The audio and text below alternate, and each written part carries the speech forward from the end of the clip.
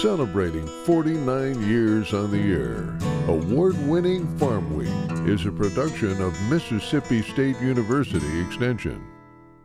Today on Farm Week, 4th of July weekend, just what is the holiday's impact on agriculture? Plus, 2 stories on cheese making, including an encore, the cheese store at MSU. In Southern gardening, we're in Poplarville, where the flowers explode with color. And then you cheddar believe it, another cheese story, this one with an Amish connection. Farm Week starts right now.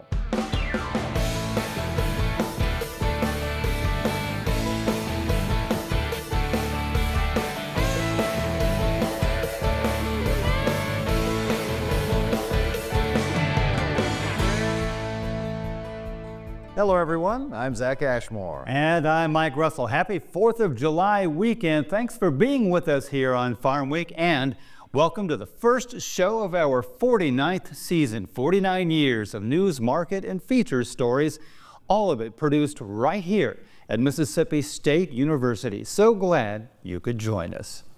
Speaking of the 4th of July, you might be surprised to know the actual impact of Independence Day on American agriculture. Turns out it's quite a bit more than you might expect. In fact, celebrating the nation's birthday is quite the sparkler. The national agricultural impact of 4th of July celebrations vary monetarily year to year, but the effect on farming is always significant. Case in point, Americans eat over 150 million hot dogs every year, according to the National Hot Dog and Sausage Council. And there's more to it than that. The National Retail Federation estimates over $7 billion will be spent on food items including burgers, chips, corn on the cob, and watermelon. So how does that add up for the farmer? According to the National Farmers Union, for every $40 spent on foodstuffs, the farmers see about $5. That's 12.5%. Although that does fluctuate depending on the ingredients. The USDA has tips for those looking to cook out this year, and they're pretty simple. 1. Make sure all of your surfaces, utensils, and hands are cleaned with soap and water. 2. Use separate plates and utensils for raw and cooked meat. 3. Cook meat to a safe temperature using a food thermometer if you have to. And 4. Chill both raw and cooked foods promptly if they're not going to be eaten within 1 hour. Bring a cooler to store them if you're outdoors. And now, say cheese. Later in the show, we'll have our main feature all about a specialty cheese operation known throughout the world. But did you know that cheese is also made right here at Mississippi State, known all across the country and beyond? I took a little tour not long ago, and what I saw was amazing. This is the Maphis Sales Store at Mississippi State. Maphis for Mississippi Agricultural and Forestry Experiment Station. In this store, they sell just about everything, including ice cream, about 25,000 gallons a year. Cheddar cheese, 50,000 20-pound blocks sold a year.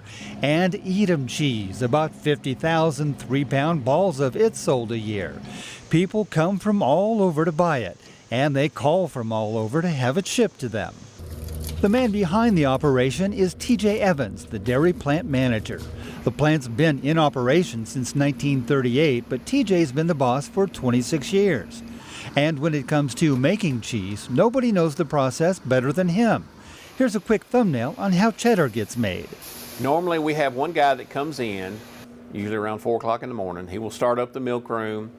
He will sanitize everything, get everything ready. He will run a vat of cheese. We normally run 2 vats of cheese a day. He will run 6,700 pounds of milk into that cheese vat. The rest of our employees come in at 6 o'clock. We will start that vat of cheese at 6 with a starter culture. 1 hour later, we add color, which gives the cheese this yellow shade. 30 minutes after that, we will cut the curd and we will start cooking it. During all this time, your milk is 90 degrees. Once we start cooking it, we will raise the temperature 2 degrees every 5 minutes till it reaches 102 degrees. And we will cook it from anywhere from an hour and 15 to an hour and a half. We will cook the curd. After that, we will drain the whey off. You will be left with the curd. We divide it out on each side of the vat. And once we get it piled and divided out, we start checking an acid on the whey. And we will turn it 8 times. So once the whey gets to where we want it, we will mill it back down, salt it, pile it up, scoop it up in a bucket, and weigh it out, and then put it in a hoop. A big metal hoop, like a 20-pound block. After that, it goes in a press, sits in a press overnight. The next day, we will package it, and then it goes into a cooler for storage and aging. Sounds like a lot, but it doesn't take long. Sounds like a complicated process, but it runs like clockwork every single day. And when it's all said and done, there's a mountain of tasty cheese just waiting to be sold and enjoyed locally and across the country.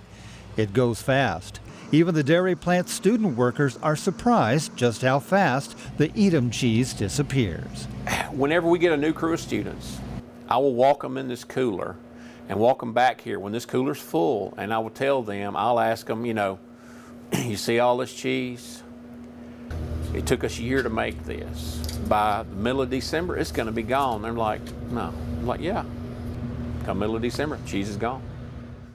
You might be surprised to know that all of the milk from which all that cheddar and Edam and jalapeno cheese is made comes from cows right here at Mississippi State University. None of the milk comes from outside the campus. This weekend, Southern Gardening, a flower perfect for the 4th of July because the color just seems to explode. Eddie Smith is in Poplarville, a couple of 100 miles south of the MSU main campus, with a few of the brilliant varieties. Here's Eddie.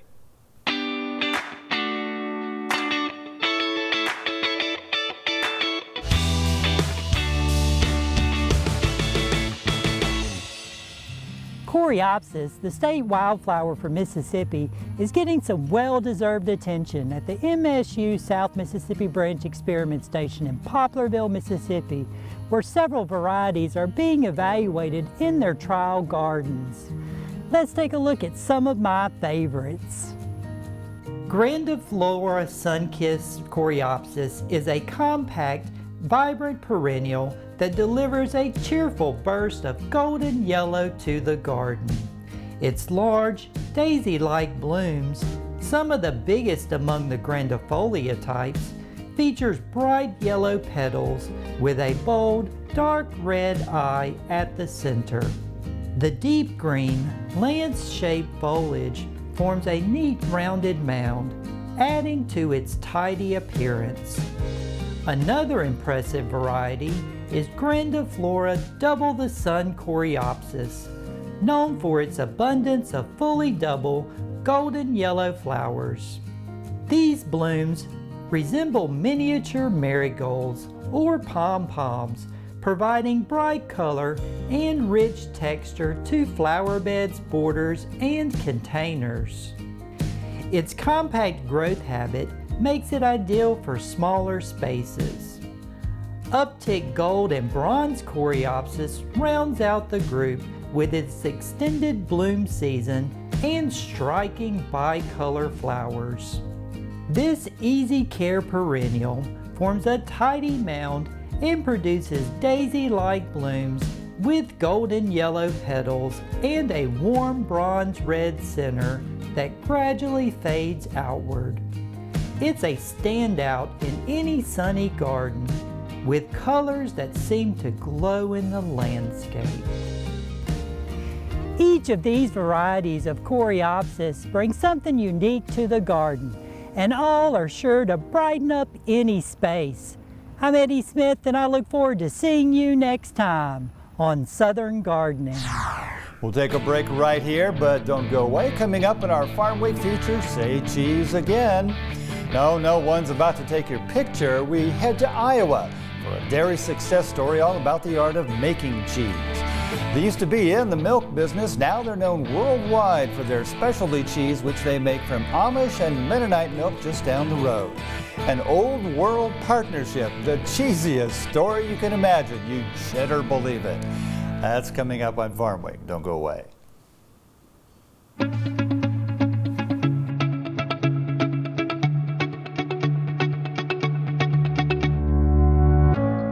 I believe in people and their hopes, their aspirations and their faith, and their right to make their own plans and arrive at their own decisions, and their ability and power to enlarge their lives and plan for the happiness of those they love. I believe that education, of which extension work is an essential part, is basic in stimulating individual initiative, self-determination, and leadership. that these are the keys to democracy, and that people, when given facts they understand, will act not only in their self-interest, but also in the interest of society.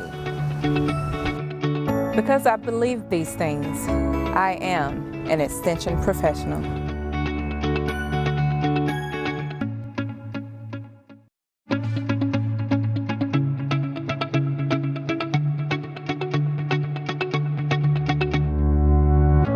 I believe in people and their hopes, their aspirations, and their faith.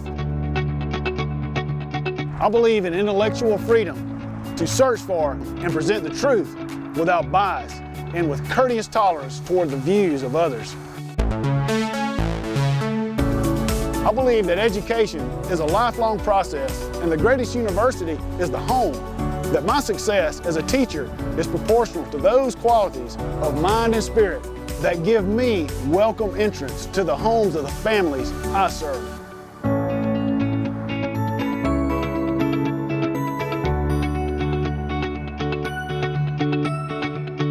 Because I believe these things, I am an extension professional.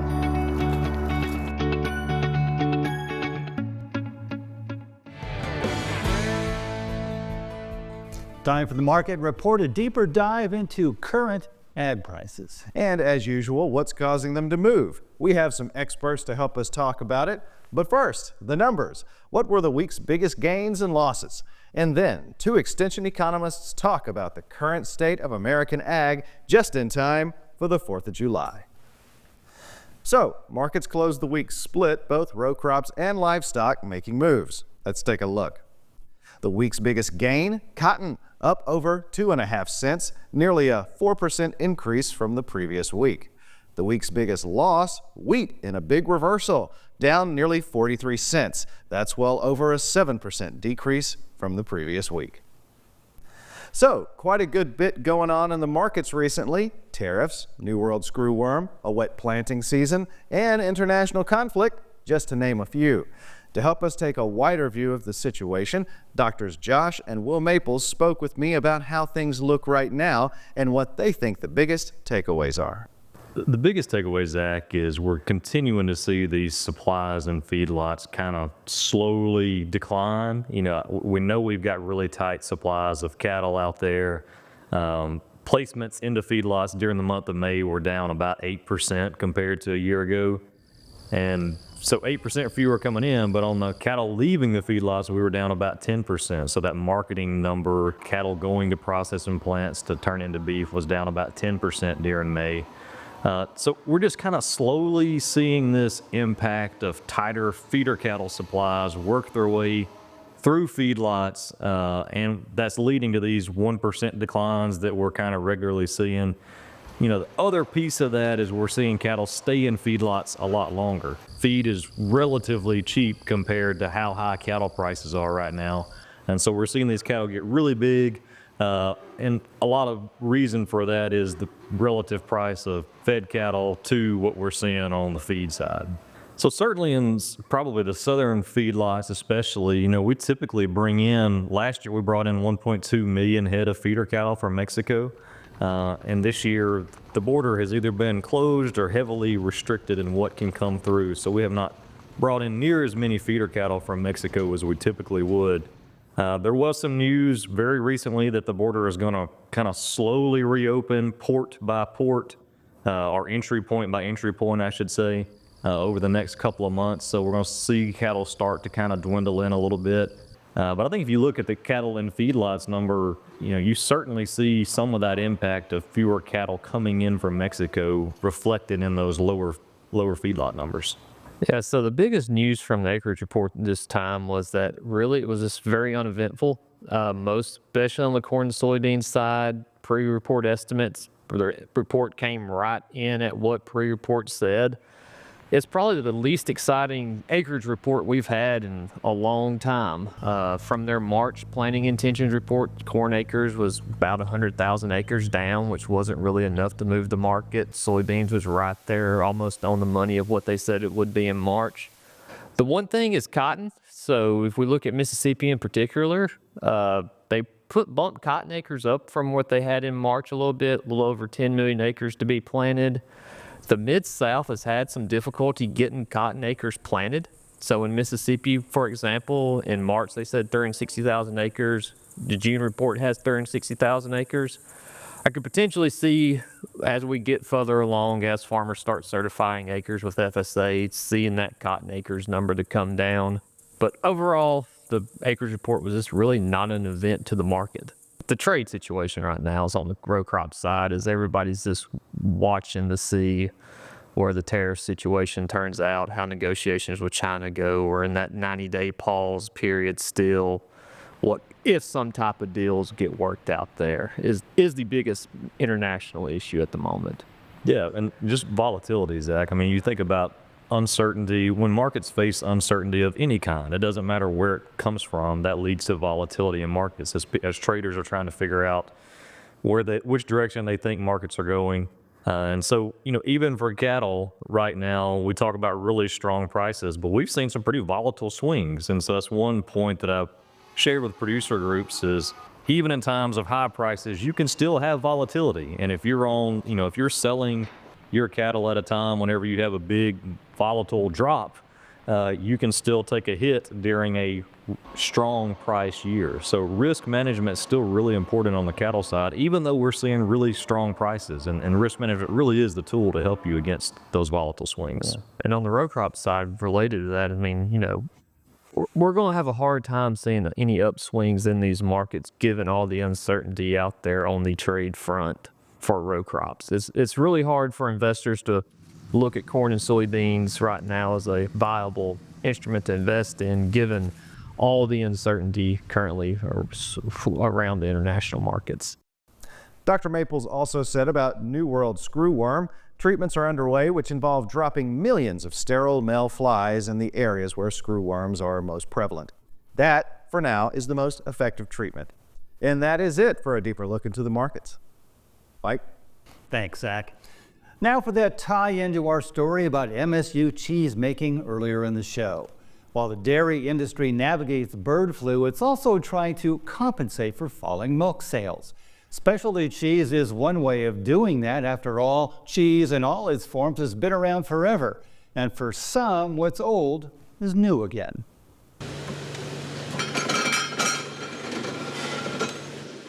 It's really neat how you just take a simple vat full of milk and 6 hours later you got 900,000 pounds of cheese.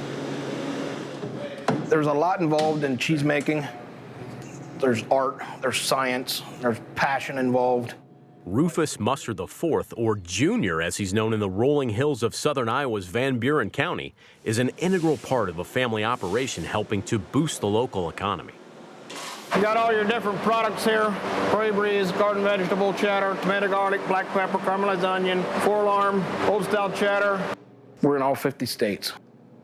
Satisfying demand for the award-winning globe-trotting cheddar cheese varieties crafted by Milton Creamery creates jobs and allows for profit sharing with fellow Mennonite and Amish sourced dairies. Cheese gets made in the other building, comes out here for aging. So what aging does, it allows the flavors to develop. This particular cheese has been here a little over a year. It took a little time for Milton Creamery's gastronomic accomplishments to ripen as well. Junior's parents relocated their Mennonite family from Pennsylvania to Iowa in the early 1990s, away from selling homegrown produce and into dairy farming, which brought its own challenges. We don't have a lot of population, so to get much milk out there, gonna have to do a lot of driving, a lot of delivery time. Dad kept looking at the price of milk in the store and the prices that he was getting on the farm, and he said, somewhere somebody is making money in between here. The eureka moment came around 2000 when the elder Mussers attended a value-added dairy conference in Wisconsin and came away convinced that specialty cheese making, not milking cows, was their best path forward. That's straight off the farm right there. Dad said, here's our niche. This is where we need to be. You bring milk in, because milk is 87% water, you take the water off, you condense it to cheese, now we can afford to ship it across the country. After breaking in and lighting up farmers markets for several years with their celebrated cheese curds, Milton Creamery unveiled Prairie Breeze to much acclaim. The American Cheese Society would describe it as a sweeter cheddar or a new age cheddar. We decided that's going to be the Cadillac, that's going to be what's going to drive the business forward, and it truly has. Their success allowed for expansion, which helps ensure a steady stream of customers with discerning tastes. Just this summer, Milton Creamery's old-style cheddar won gold at the International Cheese and Dairy Awards in the United Kingdom. Well known in Van Buren County and around the world. County tourism officials celebrate the Mussers and a rising tide of similar endeavors, which help bring things like tax relief and school funding to local communities. I mean, we're very fortunate we do have the Amish and the Mennonite and how they do work with us too. They know that they have wealth coming in, but they also want to share it. They support economic development. We have bakeries, wood carving, cabinet making. It offers unique tourism for people who want to experience their life or just buy that unique craft or food that they make. The Amish reputation for exceptional craftsmanship and work ethic is well known. Though larger groups are found mostly east of Iowa, the Hawkeye State's Amish population ranked 9th in the U.S. in 2023 at just under 10,000, according to statistics compiled by Pennsylvania's Elizabethtown College. Iowa actually has quite a large Amish Mennonite population, a plain population, and they're actually quite a big contributor to our agricultural sectors.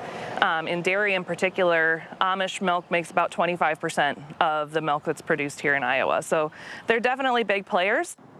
Iowa State University assistant professor and dairy extension specialist Dr. Gail Carpenter says larger mainstream dairy producers, consolidated mainly into northern pockets of the state, harness various technologies to maintain high animal welfare standards and milking efficiency for their huge herds. She says while the Amish shun such advancements, Mennonite beliefs are less strict in practical application, though they adhere to stringent quality standards. Complementary partnerships have emerged, like Milton Creamery and the 5 dairy farms they buy from within 25 miles of their plant, the largest herd being 80 head. Together, they leverage value-added niche opportunities inside a smaller footprint. They share a lot of the same values that their producers would, so I think that creates a lot of trust there. It's also a very competitive market trying to look for places to sell milk. It can be hard for small producers to find a co-op that wants to buy their milk from them because they just don't have the same volume as a farm that milks a lot more cows would have. So having that stability and that surety and that lack of risk with selling to Milton Creamery fits in with their culture and their values as well. Carpenter adds each dairy cow in Iowa contributes roughly $24,000 to their local economies. And in a world of fewer producers, frayed connections between customers and food sources, a spirit of nostalgia has emerged, driving demand for products like specialty cheese. The Musser family's vision has led to benefits for their business and the region. For creamery workers, hard work also pays off, in more ways than one. Forking the cheese curds, stirring the salt in, very intense. Also, when you put the 40-pound blocks into the hoops to put in the presses, between the weight of the hoops plus the cheese in it, you're looking at lifting 60, 65 pounds. I like to tell new employees when they start here in the production facility, you can cancel your gym membership. Cheesemakers making their money the old-fashioned way. Well, next week, horses helping veterans heal from their traumas. It's a heartfelt feature about an extraordinary program at Mississippi State University Extension designed to use the intuitive and healing nature of horses to help former GIs regain confidence and stability. You'll meet a veteran whose story of recovery is both powerful and inspiring. Healing Horses next time on Farm Week. Remember, if you missed a story, look for past episodes of Farm Week on our website at farmweek.tv. And don't forget to follow us on Facebook and YouTube. Thanks for watching. We end this week's show with 2 birthdays. My co-anchor Zach celebrates his birthday on July 3rd. Happy birthday, my friend. And of course, we celebrate the nation's 249th birthday on the 4th. Stay safe and happy birthday, America. See you next week.